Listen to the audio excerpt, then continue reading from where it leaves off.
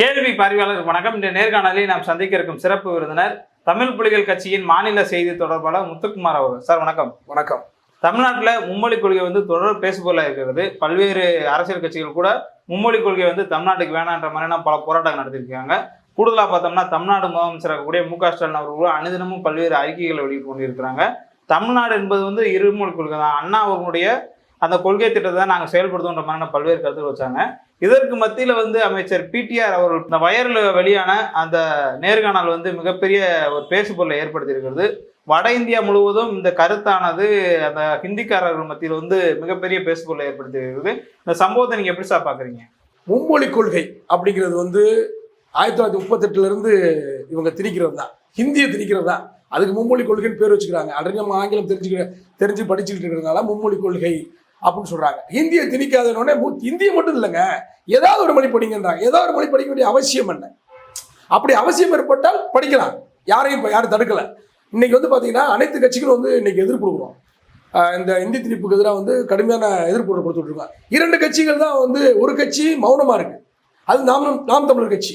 இன்னொரு கட்சி கையெழுத்து இயக்கம் நடத்துது, அது பாஜக. என்ன செய்யுதுன்னா மும்மொழி கொள்கை வேணும் அப்படின்னு பப்ளிக்காக போய் மக்கள்கிட்ட போய் மும்மொழி கொள்கை வேணும்னு சொல்லி இடையூறு செய்வது போல சில வேலையெல்லாம் செய்கிறாங்க. மக்கள் அதற்கு எதிர்ப்பு தான் கொடுத்துருக்காங்களே தவிர ஆதரவுலாம் கிடையாது. இன்னைக்கு கூட இன்னைக்கு காவல்துறையோட தமிழிசை பார்த்தீங்கன்னா வாக்குவாதம் செஞ்சு இன்னைக்கு அவங்க அரெஸ்ட் பண்ணியிருக்காங்க. ஒன்றே அரெஸ்ட் தான். ஆனால் என்ன செய்யறாங்கன்னா திட்டமிட்டே பார்த்தீங்கன்னா தமிழ்நாட்டில் ஆதரவு இருப்பது போல காட்டிட்டு இருக்காங்க. ஆனால் இதுக்கு எதிராக பார்த்தீங்கன்னா நாம் தமிழர் கட்சி மட்டும்தான் எந்த விதமான போராட்டமும் நடத்தலை, அமைதியாக கடந்து போகுது. ஆனால் மற்ற அனைத்து கட்சிகளும் தினசரி கண்டன அறிக்கையை தன்னுடைய அறிக்கையை மிக தெளிவாக கொடுத்துட்டு இருக்காங்க. இதுக்கிடையில் பார்த்தீங்கன்னா இந்த வயரில் கரந்தபார் அவரோடு நேர்காணல் நடந்த போது பிடிஆர் பழனிவேல் அவர்கள் பார்த்தீங்கன்னா how many children UP and Bihar 3 languages 2 languages தெரிஞ்சவங்க எத்தனை குழந்தைகள் தெரிஞ்சவங்க? ஏன்னா குழந்தையா இருக்கும்போது நீங்கள் 3 லாங்குவேஜஸ் கற்றுக்கிட்டா நல்லது அப்படின்றாரு கரந்தபார். குழந்தையா இருக்கும்போது நீங்கள் 3 மொழி கற்றுக்கிட்டீங்கன்னா உங்களுக்கு நல்லது அப்படின்றாரு. அப்போ இதுக்கு தான் அந்த கேள்வி அவர்கள் திரும்ப எழுப்புறாரு பழனிவேல் மிக தெளிவாக எழுதுறாரு. பீகார்லேயோ ஊபிலேயோ அல்லது வடகிழக்கு மாநிலங்கள் உட்பட எங்க அதிகமான எண்ணிக்கை இருந்திருக்கு? எந்த மக்கள் அதிகமாக படிச்சு இந்த 3 மொழி 2 மொழிகளோ அது 3 மொழிகளோ தெரிஞ்சிருக்காங்க அப்படின்ற கேள்வி எழுப்புறாரு. It is true, it is both side, economically culturally எல்லாத்துலேயும் தமிழ்நாடோட எந்த மாநிலங்கள் வடகிழக்கு மாநிலங்களோ வட மாநிலங்களோ எது முன்னேறி இருக்கு நீங்கள் சொல்லுங்கள். தமிழ்நாடோட எந்த வகையில் நீங்கள் முன்னேறி இருக்கீங்க அப்படின்ற கேள்வி எழுப்பியிருக்காரு. அதுக்கு எந்த விதமான பதிலும் இல்லை. ஏன்னா தமிழ்நாடு எல்லாத்துலேயும் வளர்ச்சி அடைஞ்சிருக்கு. இன்னைக்கு கூட பார்த்தீங்கன்னா ஆந்திரா முதலமைச்சர் சந்திரபாபு நாயுடு அவர்கள் என்ன சொல்றாருன்னா Tamil peoples are going to over world. எல்லா நாடுகள்லையும் தமிழர்கள் நிறைந்திருக்காங்க.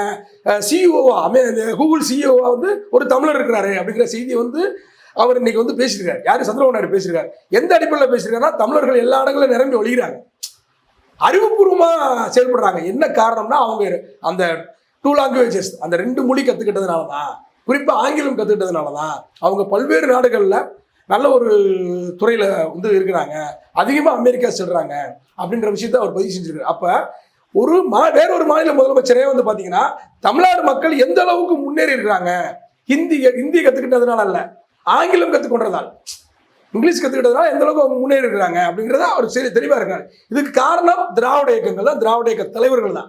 ஹிந்தியை திணிக்க விடாமல் அப்போ இருந்து 1938 காலத்துலேருந்து இப்போ வரைக்கும் கடுமையாக போராடின காரணத்தினால தான் இன்னைக்கு இந்தியா திணிக்கலை.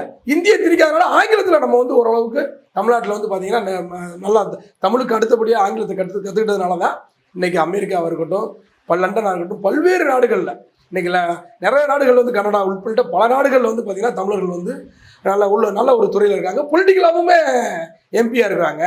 அமெரிக்கா கூட கமலா ஹாரிஸ் கூட தமிழ்நாட்டை சேர்ந்தவங்க தான் சொல்லப்படுது. அப்போ இதெல்லாம் உணர்ந்து புரிந்து கொண்டு இன்னைக்கு சந்திரபாபு நாயுடு அவர்கள் சொல்றாரு. என்ன காரணம் என்ன சொல்றாருன்னா தமிழ்நாடு நல்ல வளர்ச்சி அடைஞ்சிருக்கு ஆங்கிலம் இருப்பதனால தான் அப்படின்றத அங்குள்ள மக்கள் சொல்றாரு.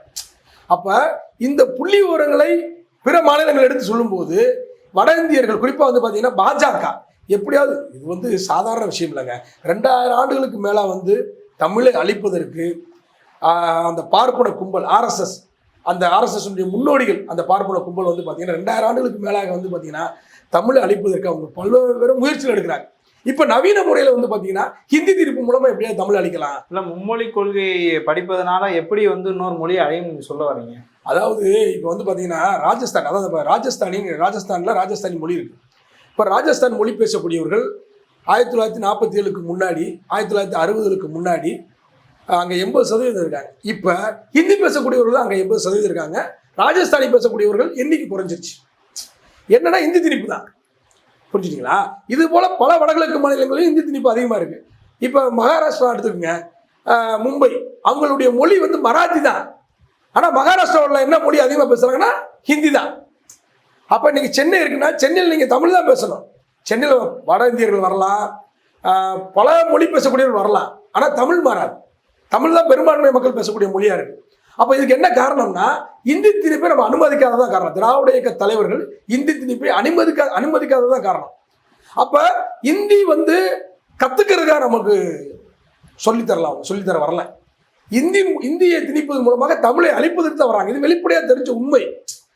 ஏன்னா கடந்த கால வரலாறு தான். இப்ப என்னன்னு கேட்டீங்கன்னா முழுக்க இந்தியை திணிப்பதன் மூலமாக முதல்ல வந்து இந்திக்கு எவ்வளவு நிதி ஒதுக்குறாங்க, சமஸ்கிருதத்துக்கு எவ்வளவு நிதி ஒதுக்குறாங்க, தமிழுக்கு எவ்வளவு நிதி ஒதுக்குறாங்க, பல தேசிய இனங்களுடைய மொழிகளுக்கு தமிழ்நாட்டில் இந்தியா முழுவதும் இருக்கக்கூடிய பல்வேறு தேசிய இனங்கள் அவங்க மொழியை பேசுறாங்க.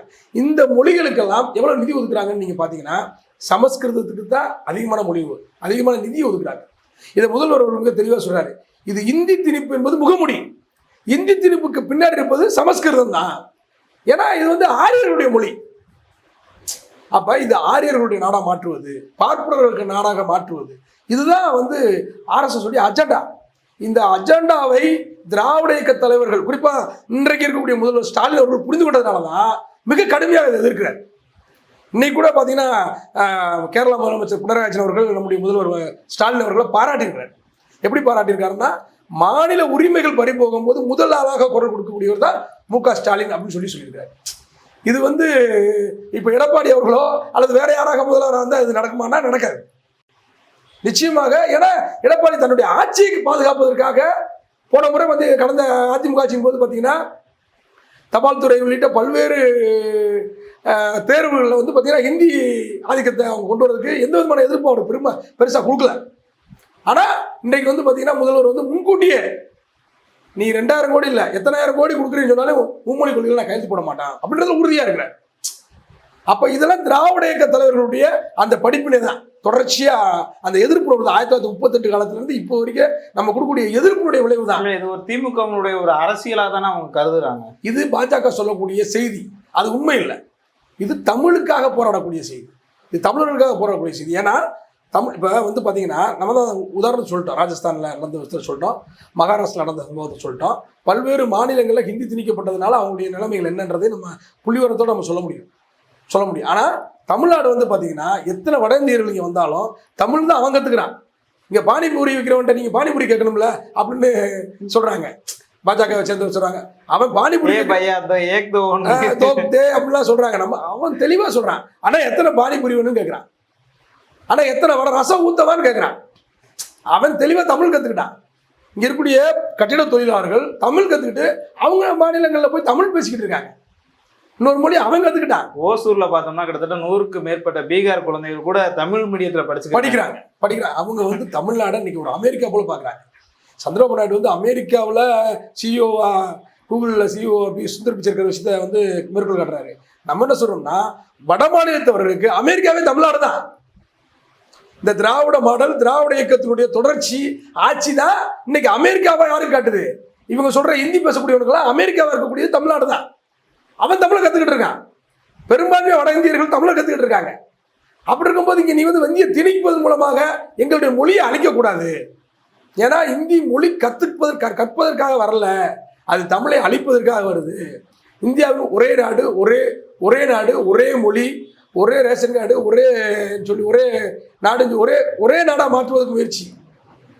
இது ஒரே நாடு அல்ல, பல்வேறு தேசிய இனங்களுடைய கூட்டமைப்பு தான், ஒன்றியம் தான். இன்றைய தினம் பார்த்தா கூட தமிழிசை சவுந்தரராஜன் அவர் வந்து கையெழுத்து இயக்கம் தொடங்கப்பட்டதில் வந்து கைது செய்யப்பட்டிருக்காங்க. இந்த சம்பவத்தை எப்படி ஒப்பிட்டு பார்க்கலாம்? அதாவது தமிழிசை வந்து தமிழர்களுக்கு துரோகம் பண்றாங்க, தமிழ்நாட்டுக்கு துரோகம் பண்றாங்க.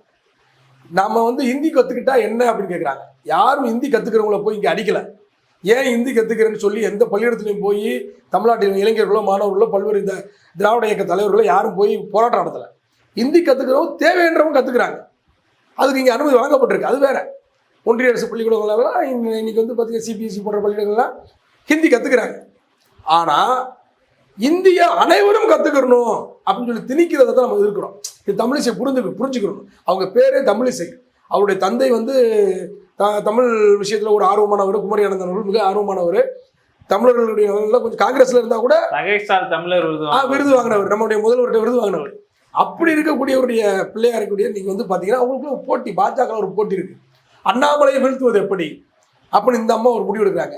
அண்ணாமலை தமிழிசையை வீழ்த்துவது எப்படின்னு ஒரு முடிவு எடுக்கிறாங்க. இவங்க கையெழுத்து நடத்துறது. இந்த கையெழுத்து நடத்தும் போது யார் வந்து தன்னுடைய ஆளுமையை காட்டுறா அப்படின்னு வந்து பார்த்தீங்கன்னா தமிழிசை வந்து தன்னுடைய ஆளுமையை காட்டுவதற்காக போலீஸோட தள்ளுமுள்ளு பண்ணுறது. மக்கள் விரும்புகிறாங்க, மக்கள் மும்மொழி கொள்கையை ஏற்றுக்கணும்னு நினைக்கிறாங்க. ஏன் அரசு பள்ளி மாணவர்களுக்கு மட்டும் நீங்கள் ஹிந்தி கற்றுக்கூடாதுன்னு சொல்கிறீங்க அப்படின்னு சொல்லி ஒரு வெகுஜன மக்கள்கிட்ட சாமானிய மக்கள்கிட்ட இதனுடைய உள்நோக்கம் தெரியாமல் அதாவது ஹிந்தி எதற்காக உள்ள நுழைக்கப்படுதுன்ற உள்நோக்கம் தெரியாத மக்களை வந்து இவங்க கவர் பண்ணுறதுக்கு முயற்சி எடுக்கிறாங்க. அது தமிழ்நாட்டில் நடக்காது. ஒரு சிறு குழு எப்பயுமே நமக்கு எதிராக இருக்கும். அது எங்கள் தமிழ் எந்த மாநிலங்கள்லையுமே பாஜக தேசிய கட்சிகள் இருந்தால் அவங்க தேசிய கட்சிக்கு ஆதரவாக தான் செயல்படுவாங்க. நம்ம என்ன சொல்கிறோம்னா தமிழிசையை முதல் தேசிய கட்சி விட்டு நீ வெளியேறுவா. இங்கே இருக்கக்கூடிய திராவிட இயக்கங்களில் சேர்த்துக்கோ, தமிழ்நாட்டுக்கு நீ தனியாக ஒரு கட்சி கூட வச்சுக்கோ. தேசிய கட்சியிலிருந்து வெளியேறு. நீ தேசிய கட்சியில் இருந்தீங்கன்னா தமிழ்நாட்டுக்கும் தமிழர்களுக்கும் நீ துரோகம் தான் செய்வ. அதனால தான் நீ கையெழுத்து இயக்கம் நடத்துற. ஹிந்தி வந்து ஆதிக்க மொழியா வருது. ஒரு கத்துக்கணும்னு சொல்லி வரல, அது ஆதிக்க மொழியா வருது. தமிழை வீழ்த்துவதற்காக வருது. இன்னைக்கு தமிழிசை அவர்கள் வந்து பார்த்தீங்கன்னா அவங்க தந்தையிட்ட போய் கேட்கணும், பாஜக எதற்காக உனக்கு ஒரு கவர்னர் பதவி தரான்றதுக்காக, உனக்கு ஒரு அமைச்சர் பதவி தரான்றதுக்காக, உனக்கு பாரதிய ஜனதா கட்சி தலைவர் பதவி தரான்றதுக்காக நாங்க ஏன் ஹிந்தி கத்துக்கணும்? நீ கத்துக்கோ. உன்னை யார் தடுத்தா? பாஜக காரன் கூட போய் ஹிந்தி பேசி கத்துக்கோ. உங்களை யார் தடுத்தா? தமிழ்நாட்டின் மீது திணிக்காத. இதுதான் நாங்கள் 1938 கொடுக்குற குரல். உங்களை யாருக்கு நாங்கள் தடுக்கவே இல்லை. நீ கையெழுத்து நடத்த வேண்டிய அவசியம் இல்லை. போய் ஹிந்தி கத்துக்கோ. அதை எல்லோரும் ஹிந்தி கத்துக்கணும்னு சொல்லி கையெழுத்து நடத்துவது, எல்லோரும் நடத்தணும், எல்லோரும் கத்துக்கணும்னு சொல்லி மக்கள்கிட்ட பொய் பிரச்சாரம் பண்றது ஏற்றுக்கொள்ள முடியாது. அதை தடுத்தே ஆகும்.